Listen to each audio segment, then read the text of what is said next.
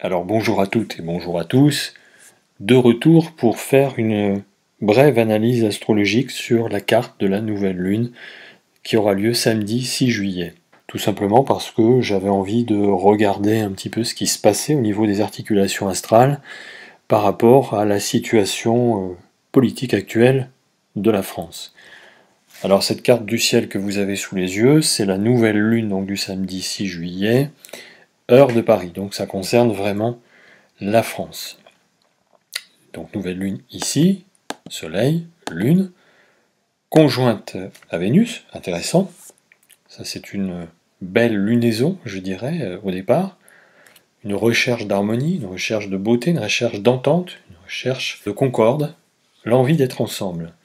Dans le signe du Cancer, qui est le signe de la famille, qui est le signe aussi du clan, de la tribu, de la patrie, de la nation à laquelle nous appartenons, et de laquelle nous avons reçu une transmission, des transmissions, quelle que soit la nature de ces transmissions, à travers une éducation ou autre. En maison 4, qui est la maison du Cancer.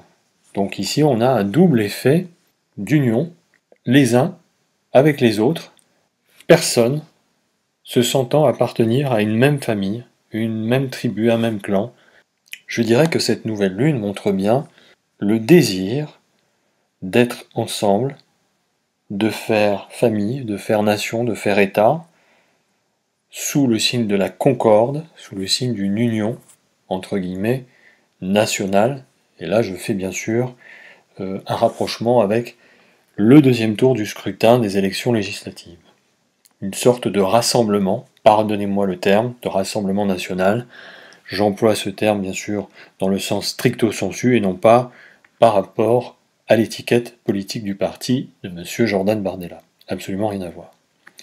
Je pourrais employer d'autres termes, mais enfin, bon, il faut appeler un chat un chat. Donc ici, s'il y a bien un rapprochement avec ce terme de faire rassemblement tous ensemble sous les oriflammes d'une nation, donc un rassemblement national, c'est bien cette carte du ciel-là. Hein. On est vraiment en plein dedans. On peut s'interroger sur la nature de ce rassemblement national, entre guillemets. Vers quel type de rassemblement national la France va-t-elle pencher? Sachant que nous avons donc le parti Rassemblement National en tant que tel, de M. Jordan Bardella et Mme Marine Le Pen, bien sûr, je ne l'oublie pas. Et de l'autre côté, aussi une forme de rassemblement national, de coalition, de formations politiques qui n'ont absolument rien à voir les unes avec les autres.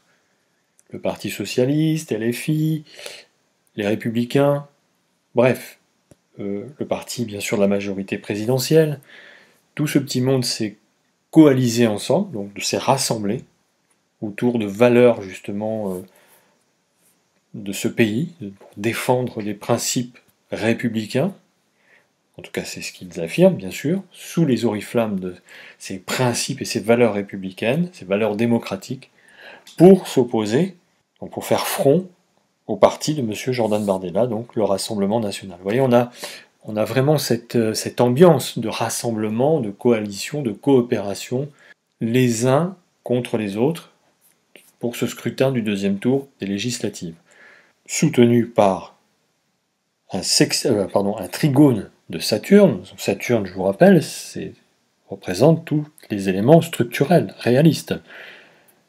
Saturne, c'est l'ensemble de la multitude des éléments constitutifs pour donner concrètement une forme existante, réaliste, réelle. Saturne représente les structures de l'État, par exemple, hein, la Constitution, les institutions. Saturne, qui est aussi une planète de reliance, puisque forcément, il faut fédérer les éléments constitutifs, tous différents les uns des autres entre eux, pour faire corps, pour donner naissance à une forme concrète réelle. Donc Saturne amplifie cette reliance, également soutenue par la planète Vénus, hein, planète d'union, planète de relation, de nécessité de faire relation. Donc on est vraiment ici dans un contexte social, politique, qui nécessite de faire union tous ensemble, les uns avec les autres, sous les oriflammes, effectivement, de ce qu'on appelle notre famille patrie, notre nation, le pays auquel nous appartenons, dont nous sommes. Cette carte également soutenue par le sextile de Mars, et comme une nouvelle lune est forcément marquée par l'énergie martienne, puisque une nouvelle lune c'est un point de départ, c'est un nouveau départ, c'est une énergie bélier, donc on est grandement dans quelque chose qui est totalement nouveau. D'autant plus que Uranus fait la conjonction à Mars, Mars se rapproche d'Uranus, dans le signe du Taureau, dans la maison du Taureau, la maison des valeurs. Donc nous allons vers quelque chose de tout à fait inédit, de nouvelles valeurs, de devoir en tout cas faire corps ensemble sous les influences de nouvelles valeurs. Quelque chose d'inédit, quelque chose de nouveau. Alors, ok, Saturne soutient bien cette nouvelle lune, c'est facile, hein, il y a un trigone, un aspect de facilitation, la voie est ouverte pour cela, mais il est rétrograde, Saturne. Et il est aussi dans le signe des poissons, et dans la maison 12, qui est aussi la maison des poissons. Les poissons, c'est le signe dissolutif. Hein. C'est le dernier signe du zodiaque. La maison 12 également, c'est la dernière maison. C'est l'espace où les choses se dissolvent. Hein. La forme existante, donc justement Saturne, tout ce qui est structurel existant, doit se déliter, doit changer, doit se métamorphoser. C'est le moment de la chrysalide, tout se dissout dans les poissons et dans la maison 12, pour pouvoir laisser la place justement à l'étape suivante, c'est-à-dire la maison 1, la maison du bélier, à la naissance de la nouvelle forme, à la naissance de la suite, car rien ne dure dans ce bas monde, et les choses ne sont pas éternelles, les choses doivent à un moment donné mourir pour permettre la naissance d'une autre forme, d'autre chose.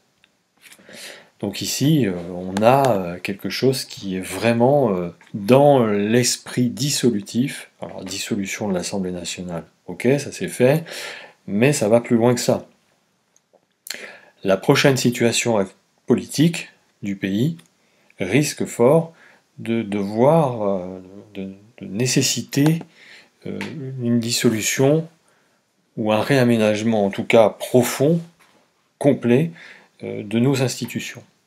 En tout cas, c'est fortement mis sur la sellette, parce qu'il est probable que de toute façon, quel que soit le résultat du scrutin, nous allons avoir affaire à des forces, à des chapelles politiques, à des obédiences politiques que tout oppose, c'est clair.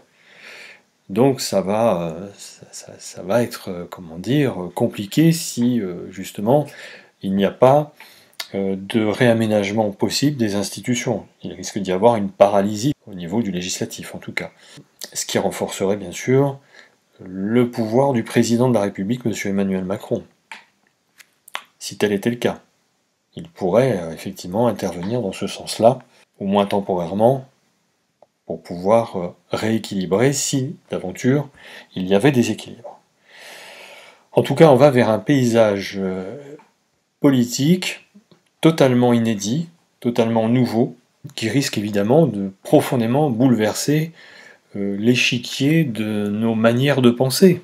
Nos modus vivendi vont être totalement bouleversés. Donc au début, il y a souvent une réaction de défense, de refus, parce qu'on ne connaît pas, donc l'inconnu fait toujours un peu peur, mais ensuite il va bien falloir y aller, parce qu'il n'y aura pas le choix. Il n'y aura pas le choix, il faut continuer à avancer. La vie continue d'être.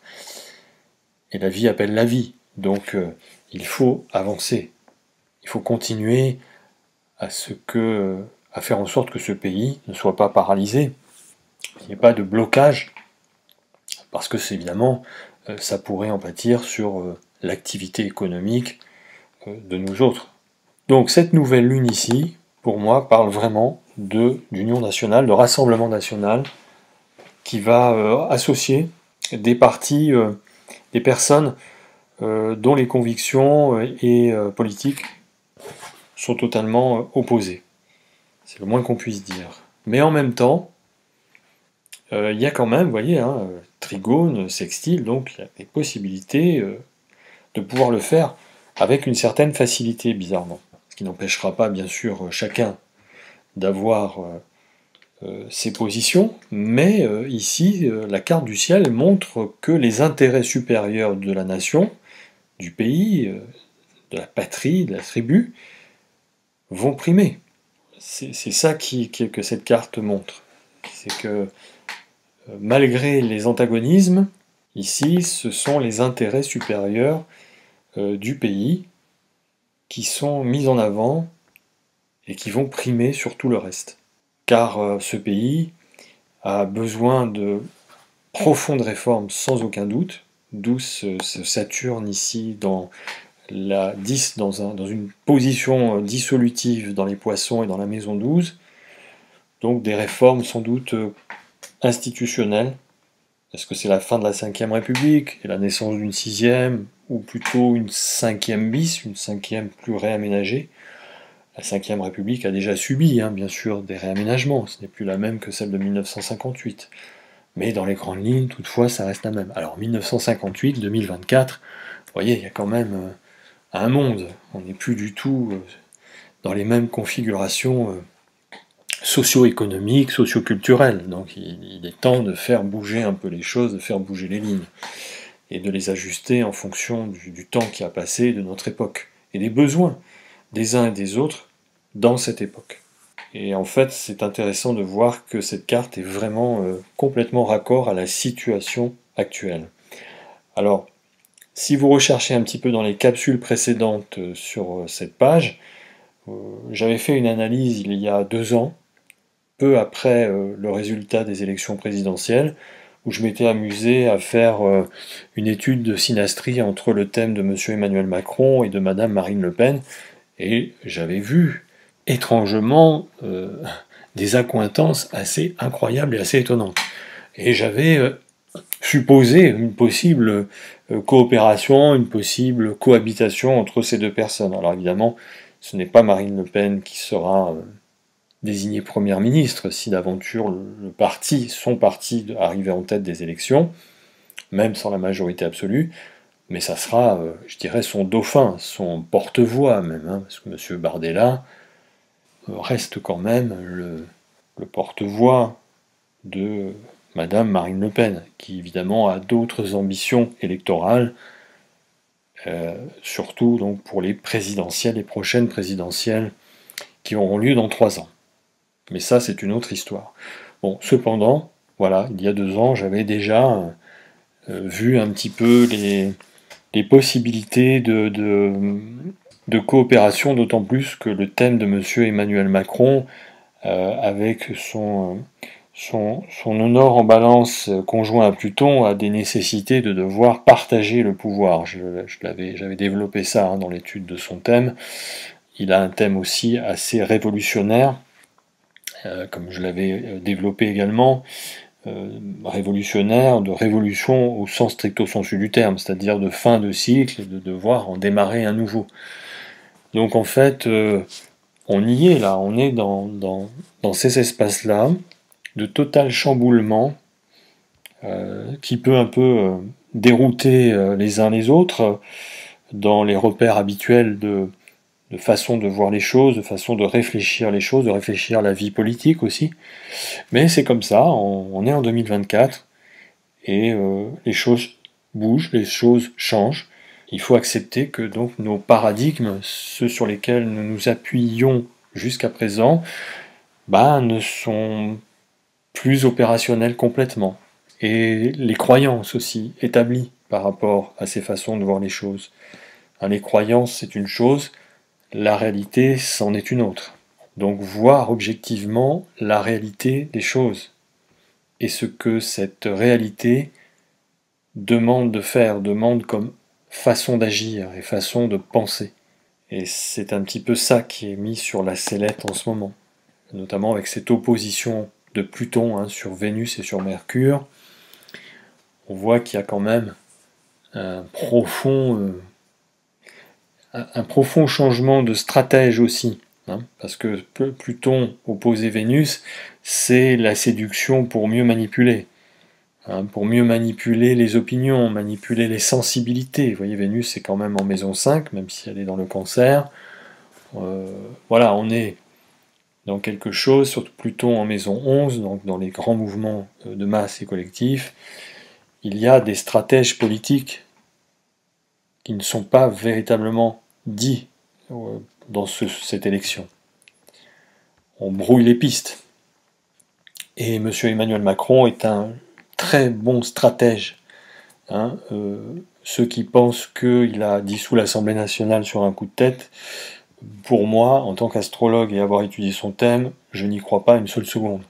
Je pense que tout ceci était déjà dans les papiers et dans, dans les grandes lignes de ces stratèges politiques. Voilà, donc il est un habile opérateur. Il sait jouer des stratèges politiques. D'autant plus que Pluton transite toujours la pointe de son ascendant. Monsieur Emmanuel Macron, donc il est vraiment auréolé de Pluton.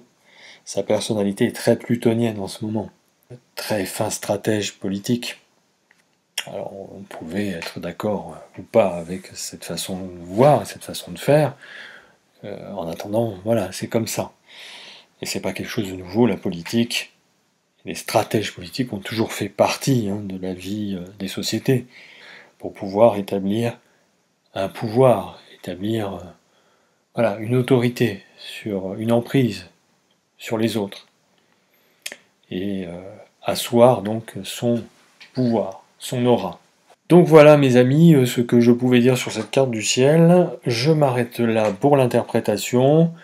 Je vous souhaite de passer toutefois un bel été, et bien comme je l'ai déjà dit, je reprendrai la parole et m'amuserai à faire une petite analyse dans les temps qui viennent, si j'estime que cela le nécessite. À très bientôt, au revoir.